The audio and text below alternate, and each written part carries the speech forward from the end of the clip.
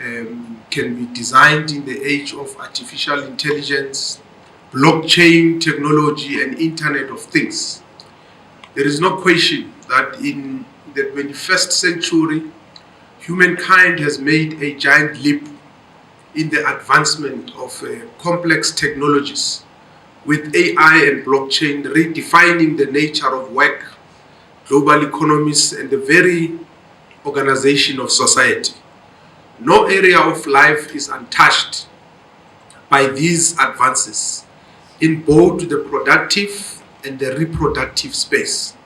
Governments across the world have referred to this period as the age of the Fourth Industrial Revolution.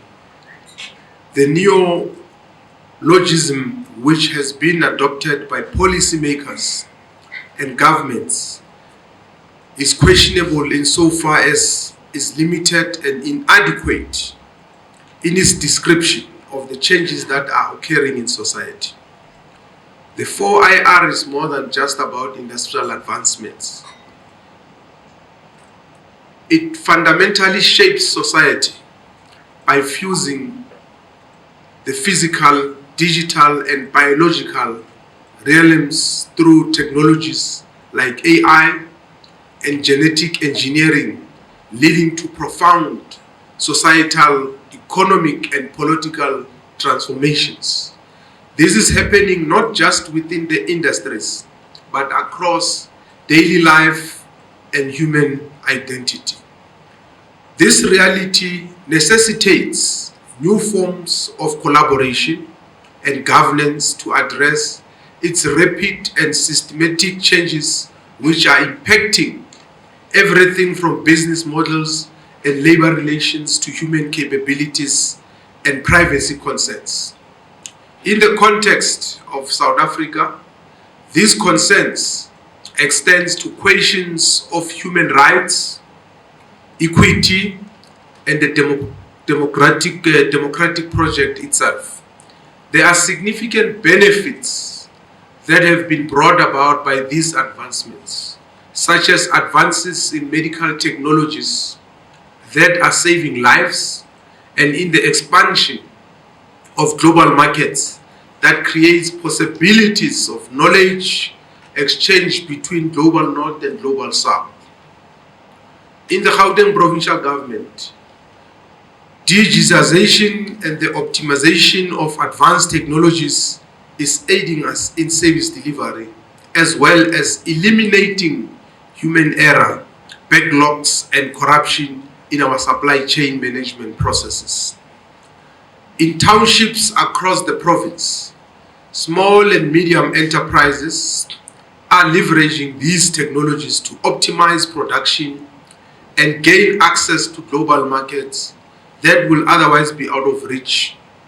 This has had a positive impact on governance and economic growth within key industries in a province that is the nerve center of the national and regional economy.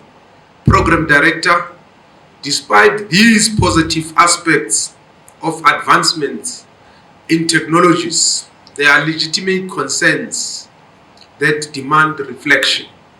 Scholars such as Harvard professor Shoshana Zuboff have sounded the alarm on what they call surveillance capitalism, which she aptly refers to as a rogue mutation of capitalism. In the age of surveillance capitalism, the fight for human future at the new frontier of power, Professor Zuboff poses a profound argument that necessitates reflection. She contends, and I quote, "In an information civilization, societies are defined by question of knowledge, how it is distributed, the authority that governs its distribution, and the power that protects that authority. Who knows? Who decides? Who knows? Who decides? Who decides? Who knows?"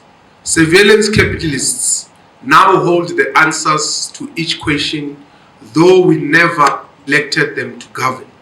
This is the essence of the coup. and I close quote.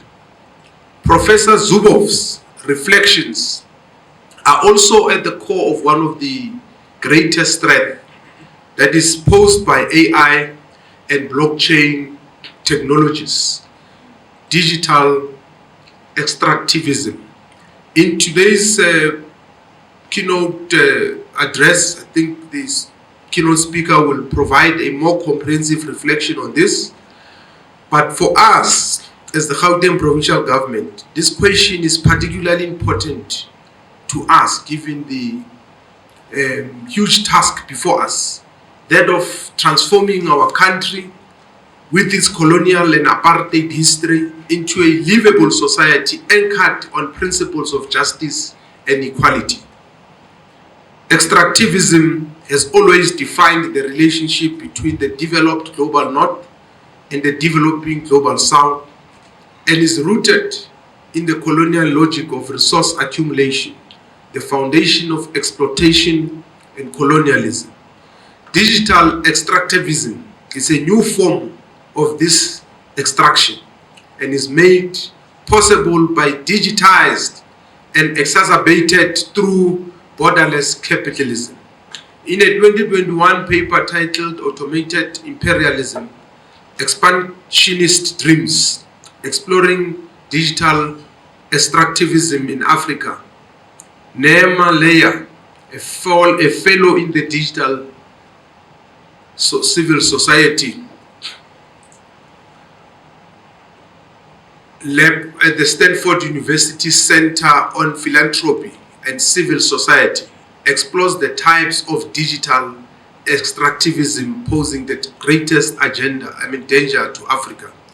These include digital labor, illicit financial flows, data extraction, natural resource mining, infrastructure monopolies, digital lending, funding structures, beta testing, and platform governance.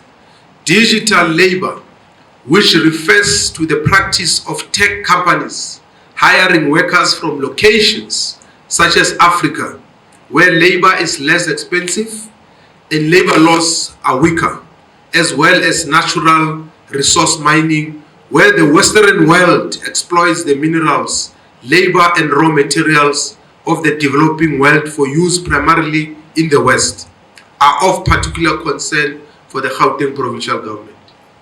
Throughout history, this type of extractivism has led to the underdevelopment of local communities, the legacy of which is still seen today in the form of massive economic inequality.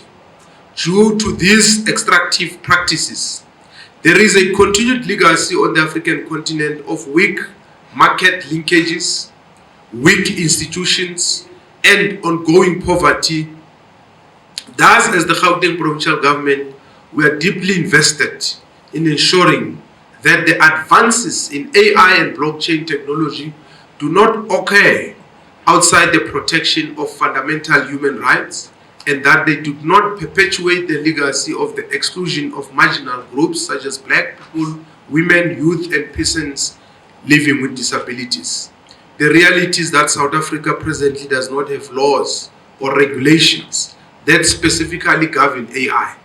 The current legislation, most notably the Protection of Personal Information Act, the Consumer Protection Act, and the Electronic Communication and Transactions Act, seek to regulate certain aspects of AI use, particularly surrounding data protection, privacy, and consumer rights. However, this legal patchwork leaves many AI-specific issues such as algorithmic bias, accountability, transparency, and the societal impact of automation unaddressed by statutes. The Department of Communications and Digital Technologies is spearheading the development of South Africa's National AI Policy Framework, which was released in late 2024. The framework serves as the foundational blueprint for future AI regulations and potentially an AI Act, marking a decisive step towards a more structured approach to AI governance. But while this is ongoing, we as the provincial government have not been idle. Over the past few months, we've been engaging with the experts in the field, including Professor Chilizi Marwala, the former Vice Chancellor of this university, and no doubt one of the leading experts on AI globally. Our engagements have been centered on how we can strengthen legislative instruments to ensure their alignment with our constitutional mandate of transforming society. Our position is that digital advancements, if they are to be meaningful and sustainable in South Africa, must necessarily be inclusive. In addition to this, the Gauteng provincial government is continuing to provide financial and non-financial support to SMMEs in the digital innovation space. Gauteng-based technology startups can access government funding through national entities like the Technology Innovation Agency and the Small Enterprise Finance Agency, as well as provincial entities like the Gauteng Enterprise Propeller. Support also comes from the Innovation Hub with its business incubator program, MEC and ECAC Labs. ECAC Labs are micro-innovation hub facilities spread across the 5 economic corridors in Gauteng, where we foster and cultivate a culture of innovation and entrepreneurship in the townships. The facilities are located in Mohlakeng, Sebokeng, Ga-Rankuwa, Soweto, Tembisa, Alexandra, Mamelodi, Kagiso, Katoras, and Mamopane. The technologies being supported and funded are geared towards resolving real-life challenges within our communities, thus placing human development at the center of technological innovation. Ladies and gentlemen, I wish to conclude this input by emphasizing that without putting communities at the center and ensuring redress, the giant leap that humankind has made in technological advancements will reproduce the inequalities and power relations that have kept Africa underdeveloped. AI and blockchain technologies provides us with the opportunity to center justice in digitization. We must ensure that our legislative instruments, funding mechanisms, and even the scholarship that we produce on these subjects reflects our greatest aspirations, shared prosperity, and collective dignity. We would like to wish you well in your deliberations, Program Director. Thank you very much.